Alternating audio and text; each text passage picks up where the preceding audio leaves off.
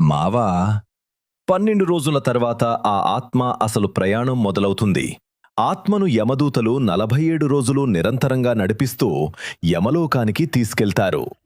ఈ ప్రయాణంలో ఆత్మ వైతరిణి అనే ఒక భయంకరమైన నదిని దాటాలి. అది నీళ్లతో నిండిన నది కాదు మావా, కుళ్ళిన రక్తం, మాంసం, ఎముకలతో నిండిన నది.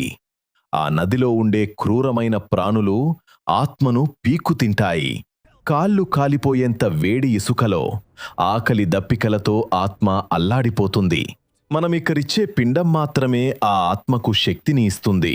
ఆ పిండం అందకపోతే ఆత్మ ఆకలితో వడలిపోయి నరకయాతన అనుభవిస్తుంది. చివరికి 348 రోజుల తర్వాత ఆ ఆత్మ యమధర్మరాజు ముందు నిలబడుతుంది. అక్కడ మన కర్మల చిట్టా విప్పే చిత్రగుప్తుడు ఏం చెప్తాడు?